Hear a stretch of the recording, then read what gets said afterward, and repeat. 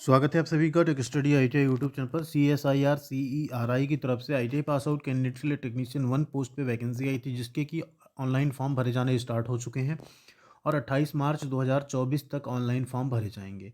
तो अगर आप लोग भी यहाँ पे एलिजिबल हैं तो आप लोगों को भी इस पोस्ट पे ज़रूर अप्लाई करना चाहिए। परमानेंट जॉब है एंड यहाँ पे जो एज लिमिट है वो जो रखी गई 28 साल रखी गई। बाकी आपको एक बार नोटिफिकेशन दिखा देते हैं एंड कैसे आप ऑनलाइन फॉर्म भरेंगे उसके बारे में स्टेप बाय स्टेप वीडियो होने वाला है। तो आप लोग भी अगर एलिजिबल हैं तो फॉर्म जरूर भरिएगा एंड चैनल पर नए तो सब्सक्राइब करके बेल आइकन को जरूर दबा लीजिएगा। साथ में वीडियो को लाइक और शेयर भी जरूर कीजिएगा आप लोग।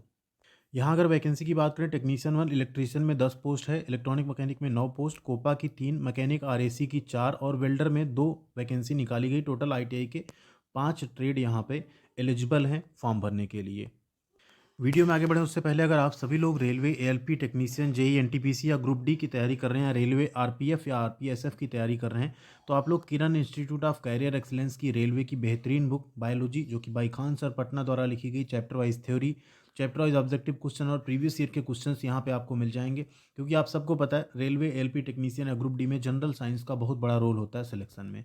तो आप बायोलॉजी की साथ में जो केमिस्ट्री है इसकी एंड फिजिक्स की बुक्स ले सकते हैं, जिसमें आपको न्यूमेरिकल्स भी मिल जाएंगे। और सबसे इम्पॉर्टेंट बात यहाँ पे ये है कि इसी पब्लिकेशन में आपको साइंस न्यूमेरिकल, जो कि फिजिक्स और केमिस्ट्री के सभी न्यूमेरिकल्स यहाँ पे 2300 से ज़्यादा ऑब्जेक्टिव क्वेश्चंस कवर किए गए हैं, वो आपको मिल जाते हैं, जिससे आपका रेलवे ALP हो, टेक्नीशियन हो, JEE NTPC, ग्रुप डी या RPF RPSF के एग्ज़ाम हो, आप आसानी से उसे क्लियर कर सकते हैं। तो डिस्क्रिप्शन में इन सभी बुक की लिंक आपको मिल जाएगी, वहाँ से आप जाके इन्हें बाई कर सकते हैं एंड इसी पब्लिकेशन में आपको बाकी बुक्स भी रेलवे की मिल जाती, उनको भी आप लोग कंसीडर कर सकते हैं। तो ज़रूर परचेज कीजिएगा अपनी बेहतरीन तैयारी के लिए। तो चलिए यहाँ पे फॉर्म अप्लाई करना स्टार्ट करते हैं। ट्रेड हमने आपको बता दिया। तो सबसे पहले आपको यहाँ पे रजिस्ट्रेशन करना होगा। रजिस्ट्रेशन करने के लिए आपको क्या करना होगा, आपको यहाँ पे रजिस्टर नाउ पे सबसे पहले क्लिक करना होगा। तो रजिस्ट्रेशन करने के लिए आपको ये 3 डॉट जो साइड में इस पर क्लिक करना है, ये डैशबोर्ड है, यहाँ रजिस्टर पे आप क्लिक करेंगे तो जो रजिस्ट्रेशन वाला पेज है वो आपके सामने ओपन हो जाएगा।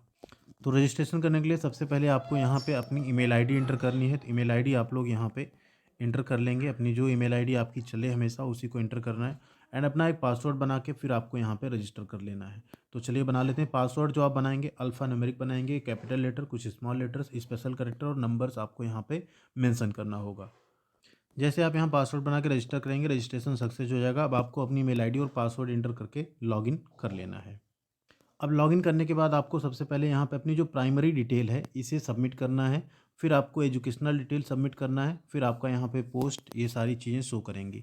तो सबसे पहले चलते हैं हम लोग प्राइमरी डिटेल पे। प्राइमरी डिटेल में आपको अपना 10th के अकॉर्डिंग जो आपका नाम है मार्कशीट में उसे एंटर करना है। क्या आपने अपना नाम कभी चेंज किया? अगर यस तो पहले नाम क्या था, नया नाम आपका क्या है वो लिखना है, अदरवाइज़ आपको इसे नो कर देना है।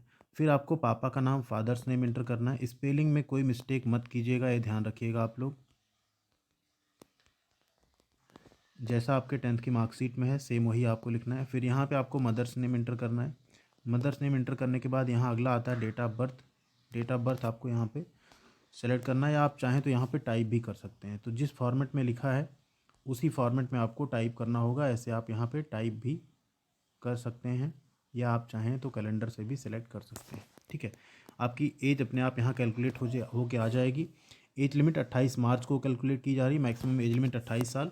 बाकी रिजर्व कैटेगरी में आपको 3 साल और 5 साल की छूट मिल जाएगी। प्लेस ऑफ बर्थ यहाँ आपको टाइप करना होगा, आपका बर्थ कहाँ पे हुआ था। नेशनैलिटी आपकी ऑलरेडी आ गई। जेंडर आपको यहाँ पे सेलेक्ट करना है। रिलीजन आपका क्या है वो आपको यहाँ पे सेलेक्ट करना है। क्या आप PWD हैं? अगर आप यस करते हैं तो यहाँ पे जो कैटेगरीज़ हैं उन पे आपको जो होगा वो सेलेक्ट करना है, अदरवाइज़ आप नो कर सकते हैं। अपनी कैटेगरी आपको यहाँ पे चूज़ करनी है। नेक्स्ट, आपका जो सर्टिफिकेट इशू हुआ है कैटेगरी का, उसका इशू डेट आपको लिखना है। ठीक है, तो वो इशू डेट का भी फॉर्मेट वही है। तो जिस डेट पे आपका वो कैटेगरी सर्टिफिकेट इशू हुआ हो उसको आप यहाँ पे मेंशन कर देंगे। ठीक है, अगला है यहाँ पे क्या आप एक सर्विसमैन हैं? अगर यस तो यस, उसका डिटेल देना होगा कितने साल सर्विस, अदरवाइज़ आप नो कर सकते हैं। क्या आप परमानेंट या गवर्नमेंट एम्प्लॉई हैं? यस करेंगे तो उसकी डिटेल देनी है, अदरवाइज़ आप यहाँ पे नो कर सकते हैं। CSIR एम्प्लॉई हैं या नहीं? यस करेंगे तो उसका आपको इंस्टीट्यूट या लैब कहाँ आपने काम किया डिटेल देना है, अदरवाइज़ आप नो कर सकते हैं नहीं है तो। मैरिटल स्टेटस आपको चूज़ करना है यहाँ पे, और फिर अपना करस्पॉन्डेंस और परमानेंट एड्रेस देना है। अपना मोबाइल नंबर एंटर करना है। कोई आपके रिलेटिव CSIR में काम करते हैं तो उनका पूरा डिटेल देना होगा, अदरवाइज़ आप इसे भी नो कर सकते हैं, और फिर आपको सबमिट कर देना है। तो चलिए यहाँ पे सबमिट कर लेते हैं फॉर्म को। जैसे आप सबमिट करेंगे, प्राइमरी डिटेल्स आप एक बार जब सबमिट कर देंगे, जिसको आप बदल नहीं सकते, इसलिए आप इसको जो भी देखना है पहले देख लीजिए, कोई भी मिस्टेक हो तो उसे आप सही कर लीजिए। जैसे आपका रजिस्ट्रेशन देखिए, यहाँ पे प्राइमरी रजिस्ट्रेशन सक्सेसफुल हुआ। अब यहाँ आपसे पूछा जाएगा कि आप किस पोस्ट के लिए अप्लाई करना चाहते हैं। तो देखिए, टेक्नीशियन 1 इलेक्ट्रीशियन में अनरिजर्व में 3 सीट है, SC में 2, ST में 2, OBC में 2, EWS में 1। इलेक्ट्रॉनिक मैकेनिक की भी सीट अनरिजर्व में 3 है, SC में 2, ST में 2, OBC में 1, EWS में 1। इस तरह से शो हो रही। कोपा में आप देखेंगे 1 सीट OBC की है, 2 सीट PWD की है।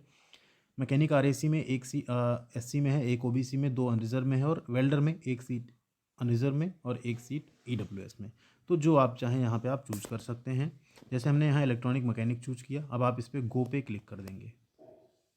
जैसे आपने गो पे क्लिक किया, अब यहाँ आपको 10वीं का डिटेल देना है सबसे पहले। तो इसको हम इधर कर लेते हैं कीबोर्ड को। 10वीं का सबसे पहले आपको बोर्ड का नाम देना है, तो जिस बोर्ड से आपने पास किया उसको देना है। सब्जेक्ट आप चाहें तो सारे सब्जेक्ट के नाम, या जनरल सब्जेक्ट, या ऑल जनरल, या साइंस जो आपका हो उसमें आपसे लिख सकते हैं। आपका मीडियम क्या था एग्जामिनेशन का, कितने % आपके मार्क्स आए वहाँ पे, एंड पासिंग ईयर आपका क्या था, 10वीं आपने कब पास की है। इसके साथ रिमार्क्स में आप कुछ चाहें तो लिख सकते हैं, जैसे फर्स्ट डिवीज़न, या आप चाहें तो खाली भी छोड़ सकते हैं उसे। ठीक है, ये हो गया। नेक्स्ट है यहाँ आपका 12th का अगर डिटेल है तो आप दे सकते हैं, अदरवाइज आपको ITI की क्वालिफिकेशन देनी है। ITI आपने किससे किया है, NCVT है मान लीजिए। अब आप इलेक्ट्रॉनिक मैकेनिक से अगर अप्लाई कर रहे हैं तो आपको इलेक्ट्रॉनिक मैकेनिक ट्रेड में ITI होना चाहिए, तो वो आप यहाँ पे लिख देंगे। मीडियम आपका हिंदी या इंग्लिश क्या था वो लिखना है। कितने % आपके मार्क्स आए वो आपको मेंशन करना है। किस साल आपने पास किया वो आपको यहाँ एंटर करना है। एंड रिमार्क्स आप चाहें तो यहाँ पे फिर से लिख सकते हैं फर्स्ट डिवीज़न। ठीक है, ये हो गया। कोई एक्सपीरियंस है तो उसका डिटेल आपको देना है, अदरवाइज़ यहाँ पे फिर से आप आएंगे। सर्टिफिकेट देखिए, अब यहाँ एलिजिबिलिटी कई तरीके से थी। या तो आपने ITI किया हो तो भी आप फॉर्म भर सकते हैं, ITI सर्टिफिकेट बोलते हैं, या उसी को NTC बोलते हैं, NCVT को। अगर आपने SCVT पढ़ा तो SCVT का स्टेट ट्रेड सर्टिफिकेट होता है। या आपने ITI ना किया हो, 2 साल का एक्सपीरियंस हो 10वीं के बाद अप्रेंटिस ट्रेनिंग का, तब भी आप ये फॉर्म भर सकते थे। तो जो आपके पास हो, NCVT हो तो NTC, SCVT हो तो STC, या सिर्फ ITI सर्टिफिकेट CTS या कुछ हो तो उसको आप ITI सर्टिफिकेट भी चूज कर सकते हैं। ये कर लेना। Name of the board, institute, organisation with address awarding the certificate. तो आप यहाँ बोर्ड का या अपने ITI का पूरा नाम भी लिख सकते हैं आप। ठीक है, जैसे बोर्ड का नाम आपका हो गया, इसके साथ आप ऑब्लिक करके यहाँ पे इंस्टीट्यूट का नाम भी लिख सकते हैं कि आपने कहाँ से पढ़ाई की है। वो लिखने के बाद आप चाहें तो उसका पूरा एड्रेस भी लिख सकते हैं। ठीक, जहाँ भी उसका एड्रेस हो पूरा आप यहाँ पे मेंशन कर सकते हैं। लिखने के बाद ड्यूरेशन ऑफ कोर्स या अप्रेंटिसिप, अब यहाँ पे अप्रेंटिसिप है तो उसका अगर ड्यूरेशन है कोर्स का तो उसको आपको लिखना है कब से कब तक आपने किया है। ठीक है, तो जिस साल से जिस साल तक है, सिर्फ ईयर आपको लिखना है। ईयर ऑफ पासिंग, तो जब आप पास हुए उसका आप यहाँ लिखेंगे।